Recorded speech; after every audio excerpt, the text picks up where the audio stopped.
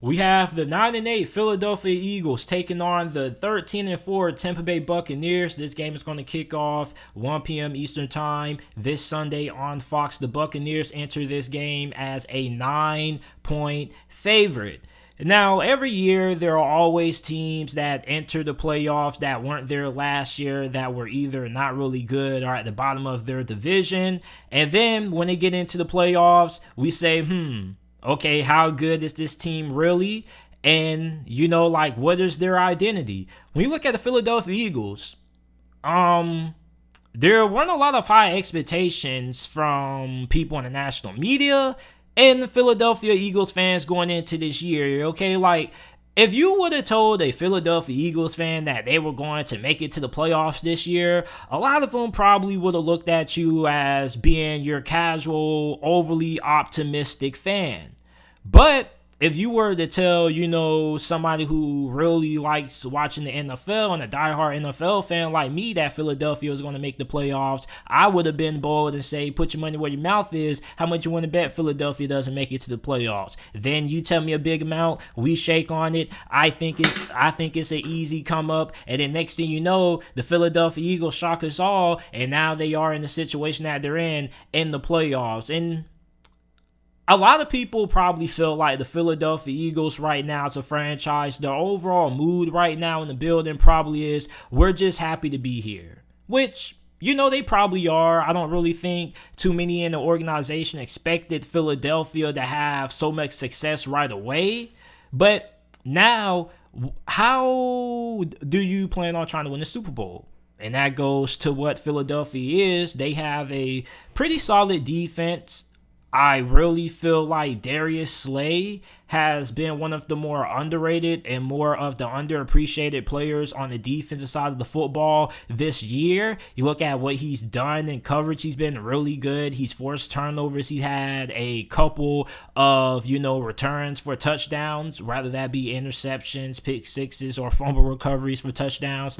He has been really good for Philadelphia, and he has been a large reason why Philadelphia is in the position that they are now. And I think you probably could say that he deserves to be in the conversation for Defensive Player of the Year. However, you look at him, you look at the fact that this offense is the best running offense in the league, which is expected when you have a pretty solid group of running backs. You got Jalen Hurts there, one of the best running quarterbacks that we have in the league. But the question is, can Jalen Hurts be a true dual threat quarterback for Philadelphia in this game? Because when this offense has been at its best, the run game has been there. But when it's been at its worst, and Philadelphia has had some really bad games on offense, it's been because Jalen Hurts hasn't really been that efficient as a passer. So for Philadelphia in this game, if you're going to win, it's not going to be because of the ground game. It's going to be because of Jalen Hurts having a truly all-around dual-threat quarterback kind of performance. 2 touchdowns through the air,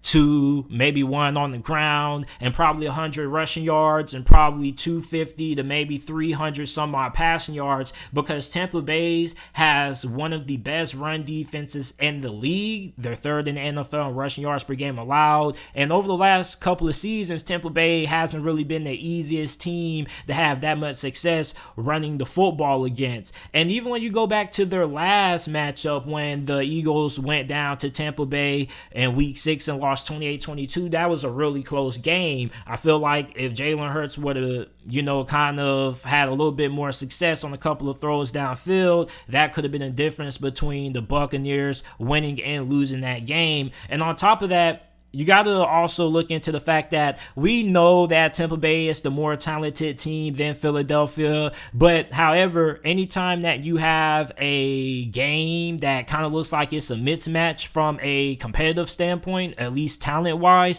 you got to ask yourself, okay, what is the weakness that Tampa Bay has that maybe Philadelphia can exploit and help keep them in this game with an opportunity to win in the end? Well, that has to be the wide receiver position for the Tampa Bay Buccaneers. okay? We know Chris Godwin is out for the year. We already know Antonio Brown recently has been released. So the only reliable weapon that you have right now at the moment is Mike Evans. So that Darius Slay versus Mike Evans matchup is going to be huge. Now, I don't think that the Buccaneers need Mike Evans to carry the offense because it's Brady. We know what Brady does. Brady does what Brady is going to do. However, you don't really know which other wide receivers are going to be able to step up. Okay, you got Scotty Miller, who at one point in time, a lot of people thought was going to be, Tom Brady's Tampa version of Julian Edelman, Wes Welker.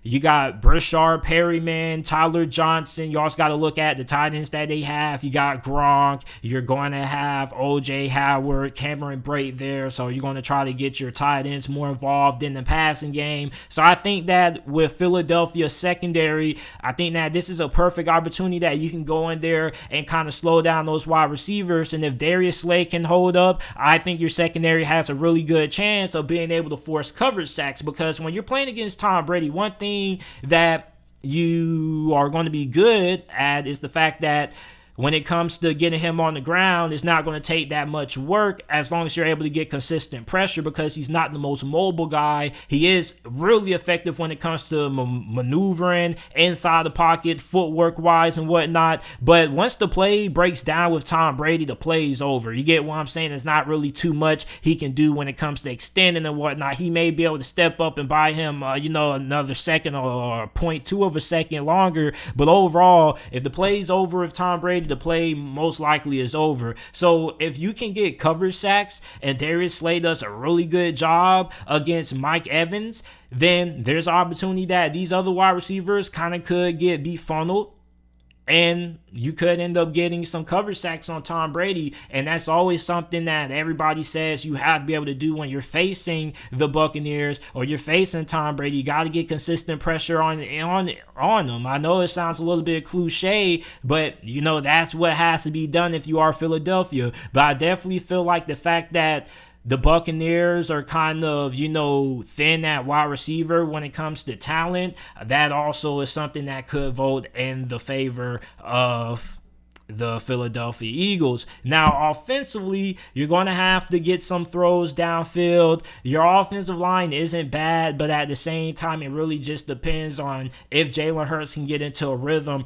early on in this game. I think if you're Nick Sirianni, you have to make sure that you spend the first quarter on trying to make sure that Jalen Hurts goes into the remaining 2-3 quarters with a lot of confidence in the passing game, because you're going to need that. You are going to be able to have the run game there at times, but you can't use that running game as a clutch in that game for Philadelphia.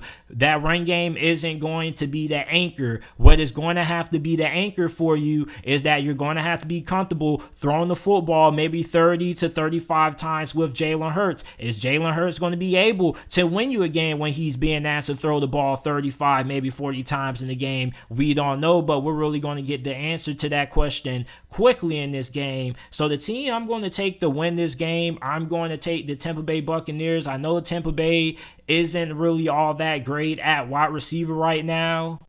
However, even if their offense gets out to a slow start in this game, their defense should be able to keep them around enough to buy this offense of Tampa Bay time to start getting into rhythm in the passing game. Because Philadelphia's offense, we know what there are. This is a running football team. And if you ask Jalen Hurts to be a passer and beat you through the air, he hasn't really been all that efficient this year at that when he's been matched up against good teams. And you look at this Buccaneers defense right now, with Todd Bowles at defensive coordinator, I think there is a good time that that this Buccaneers defense is going to go on the stretch where Philadelphia may continue to go 3-and-out for a whole entire quarter or two. So I think that this Buccaneers defense is going to be the main catalyst for why the Tampa Bay Buccaneers win this game. 24-10 is going to be my final score prediction for this matchup.